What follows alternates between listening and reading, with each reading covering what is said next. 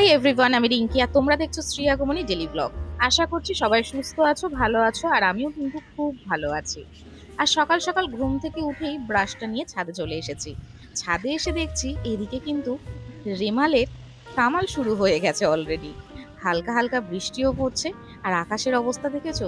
বেশ দারুণ লাগছে কিন্তু ওয়েদারটা, কিন্তু একটু ভয়ও লাগছে। জানি না কতটা কি হতে চলেছে। আগের বারে তো আমাদের আমফানে অনেকের অনেক ক্ষতি হয়েছে। তো এবারে যেন সেরকম কারোর কোনো কিছু ক্ষতি না হয়, শুধু হালকার উপর দিয়ে যেন বেরিয়ে যায়, তো এটাই কামনা করি ঠাকুরের কাছে।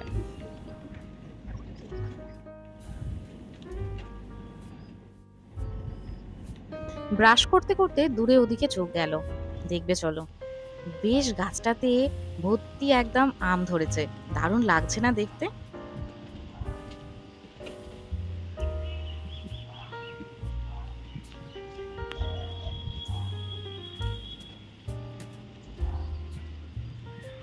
আর বৃষ্টিটা কিন্তু এবারে বেশ ভালোই জোরে পড়ছে, দেখে নিশ্চয়ই বুঝতে পারছো।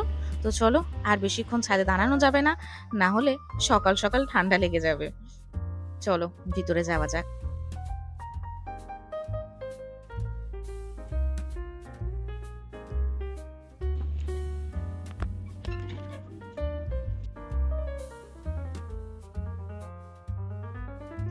আজকের চা খাওয়াটা নিচে থেকেই শুরু করলাম, এখনো পর্যন্ত উপরে যেতে পারিনি। রনি ব্রাশ করছে, বললো তুমি একটু নিচে বসে যাও, আমি আসি, তারপর তুমি যাবে। তো সকালে এই চায়ের চুমুকটা দিয়ে না, সত্যি বলছি মেজাজটা দারুণ ফুরফুরে হয়ে যায়। আর তার সাথে ওয়েদারটা যে এত ভালো।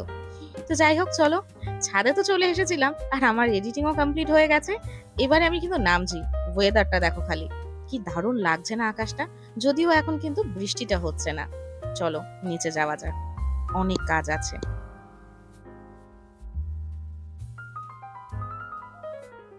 আজকে দিদি আসেনি বলে মা ঝুল ঝাড়তে শুরু করে দিয়েছে। রবিবার আজকে, বেশ ভালোই হয়েছে। ঝুল টুল ঝেড়ে ঘর ধর ঝাড় দিয়ে পরিষ্কার করে নিচ্ছে। আর এই যে আমি বসে পড়েছি স্ত্রীকে নিয়ে নখ কাটাতে। নখগুলো ভীষণ বড় বড় হয়েছে গো, আর পুরো ময়লা ঢুকে গেছে। পায়ের নখগুলো বেশ ভালোই বড় হয়েছিল, তাই নখ টুক কাটিয়ে পরিষ্কার করে দিলাম, তারপরে একটু জল খাইয়ে নিলাম। আর এবারে বসে পড়েছি আমি টিফিন করতে। পরোটা, আলুর তরকারি, আর কালকের ঘরের এই এঁচোড় চিংড়িটা একটু ছিল সেটাই নিলাম।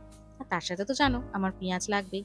আর ওদিকে মামামের ভাত বসিয়ে দিয়েছে। আর বাবা আজকে বাজার থেকে বেশ বড় সাইজের একটা বোয়াল মাছ এনেছে। তো সেটা নিয়েই আমি একটু স্ত্রীর সাথে মজা করছিলাম। দেখো আমার এই মেয়েটা না বড্ড পেটুক। দেখো, আমি এখানে ভয়েস দিতে পারছিলাম না, কেননা ওর ফোনটা চলছিল, সেই জন্য কপিরাইট পড়ে যেত।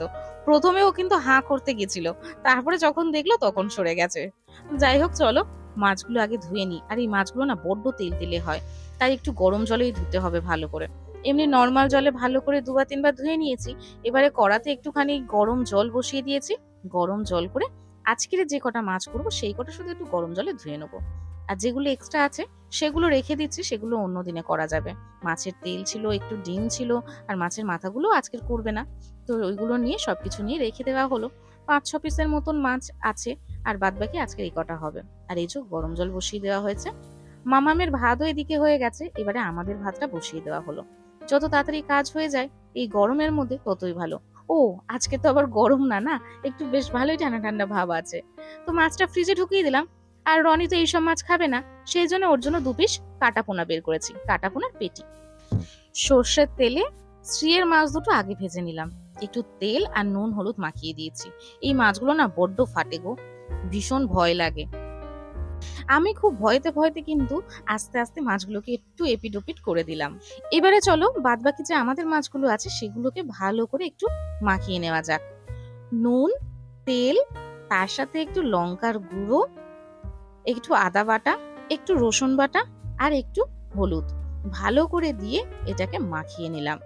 আমার এক নিচে বৌদি ছিল, ওই বলেছিল যে এইসব মাছে না একটু আদা রসুন মাখিয়ে দিবি তেল দিয়ে, দেখবি এগুলো খুব কম ফাটে। মানে ফাটবে অতটাও না, কম ফাটবে। দেখছো কত ফেটেছে, পুরো ওই ঢাকনির গাটাতে পুরো তেল কিন্তু ভর্তি হয়ে গেছে। মামামের মাছগুলো তো ভাজা হয়ে গেছে, আমি আরেকটু বেশি করে তেল দিয়ে দিলাম, যাতে সব মাছ কটা ওতেই ভাজা হয়ে যায় ওই তেলে। দিয়ে তারপরে আমি একে একে মাছগুলো ছেড়ে দিলাম। আর এদিকে জল ফুটছিল, চালটাও দিয়ে দিলাম।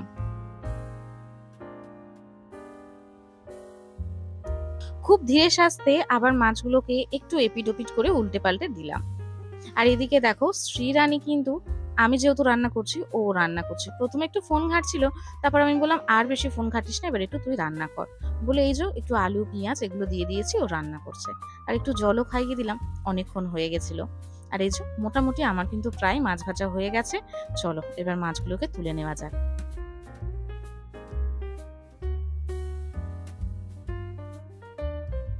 তো মা চলে গেছে রান্নাঘরে, এখনো যদিও মায়ের স্নান টান হয়নি। ওই মাছের জন্য আলু টমেটো পেঁয়াজ এগুলো কেটে দিচ্ছে, আর ভাতটাকে বললো নামিয়ে দিই। আর আমি এদিকে স্নানের জন্য সবকিছু নিয়ে নিয়েছি, আর সোনামাকেও স্নান করাবো, ওই রান্না করতে করতেই করিয়ে দেবো। তো সেই জন্য সবকিছু নিয়ে বাথরুমে রেখে দিলাম। দিয়ে এবার চলো আস্তে আস্তে আলু আর পেঁয়াজটাকে ভাজা বসিয়ে দিয়েছি, ভালো করে একটু ভাজা হোক। আর এদিকে ডাল আর আলু সিদ্ধ মা বসিয়ে দিয়ে গেছিল, এখনো সেদ্ধ হয়নি।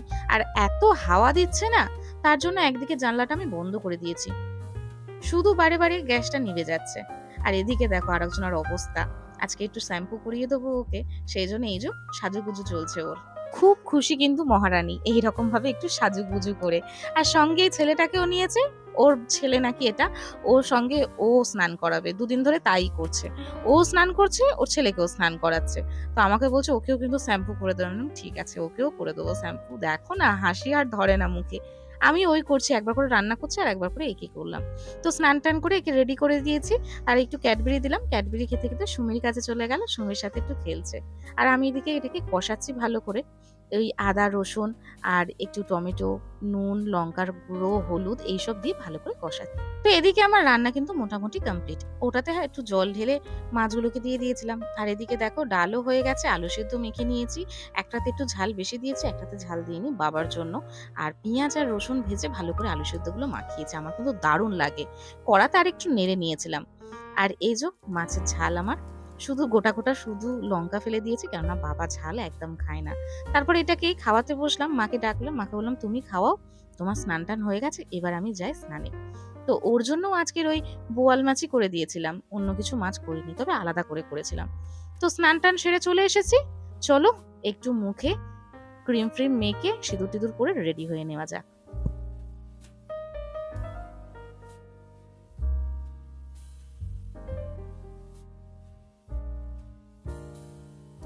চুলটাকে মোটামুটি ভালো করে মুছে নিয়েছি। আর আজকের মুখে ক্রিম ট্রিম কিছু মাখবো না, শুধু এই সিরামটাই দেবো। আজকের এই ক্রিমটা চলো একটু বাঁচাই, কেননা প্রত্যেক দিন ক্রিমটা ইউজ করতে করতে না শেষের পথে চলে এসেছে। আমি একটু কিপটে হই, নাহলে কিন্তু চলবে না। ক্রিমটার অনেক দাম সানস্ক্রিনটা। আর আজকে যেহেতু বৃষ্টি হচ্ছে, সানস্ক্রিনের কোনো প্রয়োজন নেই বলো।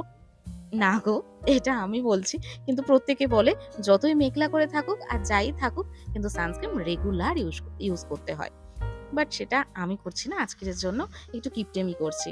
তো যাই হোক, চুলটাকে ভালো করে খোঁপা করে নিলাম, আর এবারে চলো সিঁদুরটাকে পরে নিই।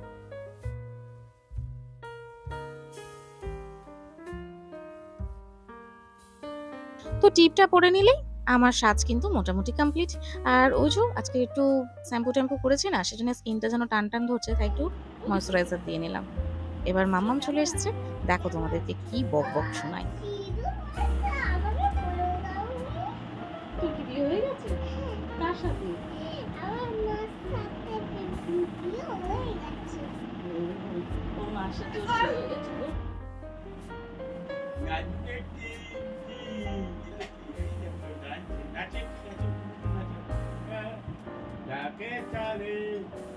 আমি গপুকে খেতে দিয়ে চলে এসেছি, আর এদিকে ওর দাদান গান করছে আর ও নাচছে।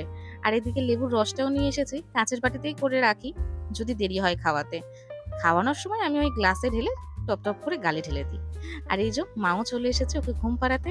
আর আমার নাইটি রনির প্যান্ট সবকিছু নিয়ে ছাদে চলে এলাম, নেড়ে টেলে দিয়েছি।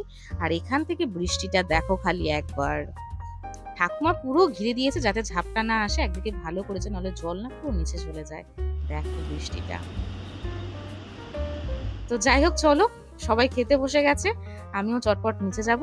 পেটে কিন্তু ছুঁচোয় ডন দিচ্ছে। আর নিচে আজকে রান্না করেছি, কিরকম হয়েছে কি কিছুই জানি না, চলো টেস্ট করে দেখা যাক। আরেকজন ওই যে মাছের ঝাল টাল কিচ্ছু খায়নি, শুধু কাটাপোনা মাছের ভাজা ডাল দিয়ে খাচ্ছে।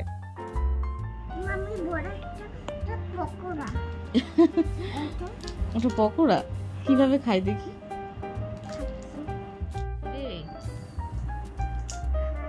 তোর ভয় লাগছে না? লাগছে না? চোখে লেগে যাবে কিন্তু তোমার মাম, পেনটা রেখে দাও।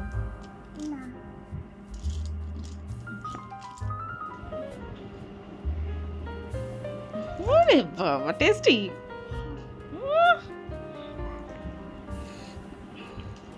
বাবা লেগে যাবে মুখে। তো খাওয়া দাওয়া কমপ্লিট করে একটু কিন্তু বিছানায় ল্যাদ খেয়ে নিয়েছি। চুলটা মোটামুটি প্রায় শুকিয়েই এসেছে। এবারে চলো, আমার এই চুলটা ম্যানেজ করার জন্য কিন্তু আমার কাছে এই লেমনটাই আছে, এটাকেই ভালো করে চুলে দিতে হবে। চলো।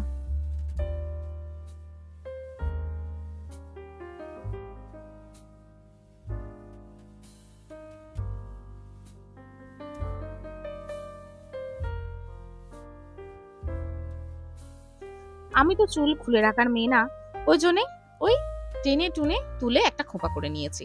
আর দুজনে মিলে বিছানায় শুয়ে শুয়ে একটু গল্প করছিলাম। আর ওই জানলা দিয়ে বেশ সুন্দর লাগছিল ওয়েদারটাকে দেখতে। কি সুন্দর বৃষ্টি হচ্ছে, একবার করে ঝড় উঠছে, সেটাই একটু দেখছিলাম দুজনে মিলে।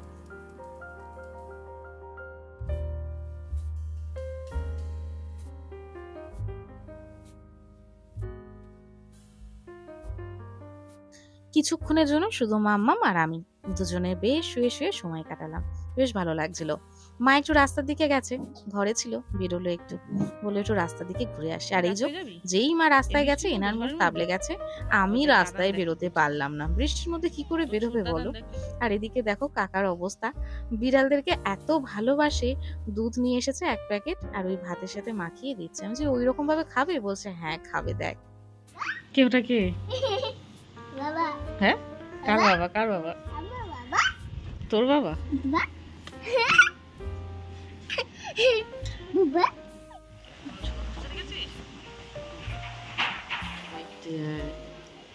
ঝাঁকে ঝাঁকে বৃষ্টিও হচ্ছে আর ঝড়ও কিন্তু মাঝে মাঝে বেশ ভালোই হচ্ছে। তো এখন সবাই আমরা বাড়িতে ছিলাম। ছোটু বললো এক কাজ করো, ওই কিভি নাকি কিভিউ, ওই ফলটা এখন কাটো। যেই কাটতে বলেছে, আমার তো মাথায় হাত, আমি তো জীবনেও কাটিনি, তো কিভাবে কাটবো বুঝতে পারছিলাম না। ইউটিউবে একটু সার্চ করে দেখে নিলাম, দেখলাম যে এই খোসাটা পুরোটাই ছাড়াতে হবে।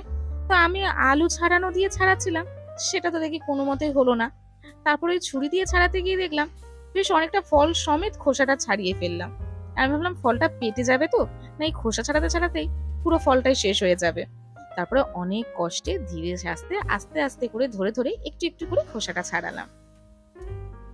তারপরে যখন ভেতরটা আস্তে আস্তে কাটলাম, মাঝখান থেকে ফালি করে করে, তখন কিন্তু দেখে বেশ মনটা খুশি হয়ে গেল। দেখতে কিন্তু খুব সুন্দর, খেতে তো কেমন জানি না। এটা সেই অনেকটা এই রকম, বাইরে তো চিকন চাকন, ভেতরে পুরো ফাঁপা, কিন্তু এটা তার উল্টো।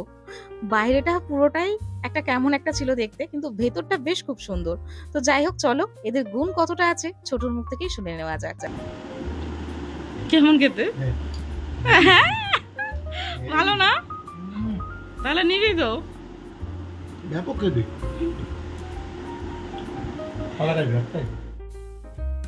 ছোট তো খেয়ে বললো ব্যাপক খেতে, আর আরেকজনকে দিতে গিয়ে তো সে কিছুতেই খাবে না। অনেক জোর জবরদস্তি করার পরে সে, মানে আমি তো চোখে দেখলাম না কইটুখানি ভেঙেছে, এক কোনা একটুখানি চিমটি মতন কেটে নিয়ে ওটাকেই মুখে দিল, দিয়ে বললো একদম ভালো না। ওর মুখে কোনো কিছুই ভালো না, কেননা ও কিছুই খেতে চায় না। আমরা কিন্তু সবকিছু খাই।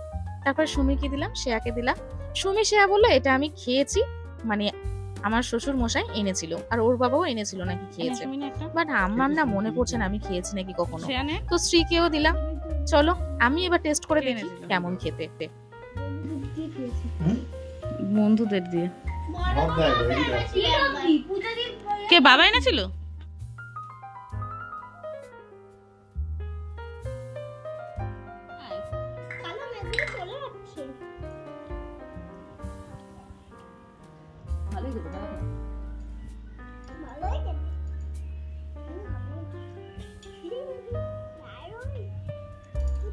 একটু টক, আমারটা মিষ্টি। কি বলিস মিষ্টি? মিষ্টি লাগবে, আমার একটু টক লাগবে। এগুলো যাই আছে না খাওয়া।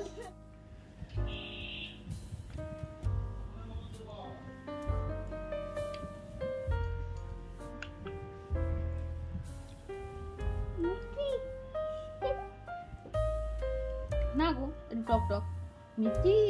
চোখের মতো করছিস কেন? মিষ্টি যখন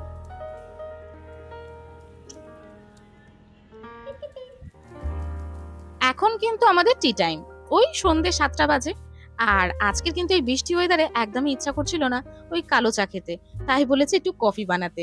আর বাবাকে অর্ডার দিয়ে দিয়েছিলাম সন্ধ্যেবেলা বেগুনি, আলু চপ, পেঁয়াজি আনার জন্য। মুড়ি নিয়ে বসে পড়েছি, চলো টিফিনটা ভালো করে জমিয়ে করা যাক।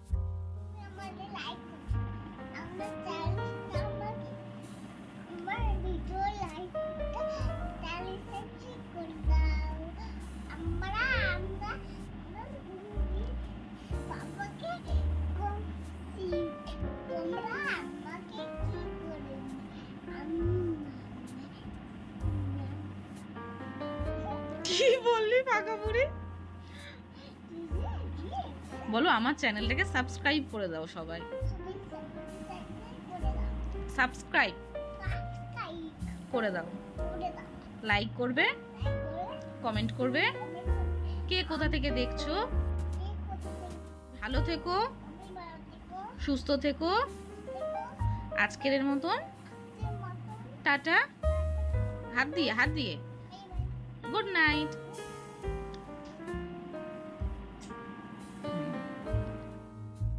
তো দুপুরের মতন রাত্রেও কিন্তু মাই ওকে ঘুম পাড়ায়, আর আমি চলে এসেছি ডিনার টেবিলে। আজকের আমার ডিনার থালিতে আছে পরোটা, আলুর তরকারি, মাছ আর আম। আর বাইরে বেশ ভালো ঝড় আর বৃষ্টি হচ্ছে কিন্তু। এবারে চলো ডিনারটা কমপ্লিট করে নেওয়া যাক। ডিনার কমপ্লিট করে আমি বসেছিলাম একটু বড় ঘরে। মাম্মাম ঘুমায়নি এখনো পর্যন্ত, রনি গেছে এবার ঘুম পাড়াতে। আর আমি এখানে বসে বসে বেশ বৃষ্টির মজা নিচ্ছিলাম, আর এত সুন্দর ঠান্ডা হাওয়া দিচ্ছিল না, বেশ দারুণ লাগছিল। তো দেখো এবার বাইরেটা, তার আগে ঘড়িতে দেখো কটা বাজে, 10টা 40 বাজতে যায়। তো যাই হোক চলো, এবারে দেখো বেশ জোরে কিন্তু এবার বৃষ্টিটা এসছে, আর টানা হয়েই যাচ্ছে, থামছে না। ঝড় হচ্ছে, মানে মোটামুটি, খুব একটা যে হচ্ছে জোরে ঝড় তা কিন্তু না। রাস্তা এখনো ডুবেনি, তবে ডুবু হবে এরকম একটা ব্যাপার।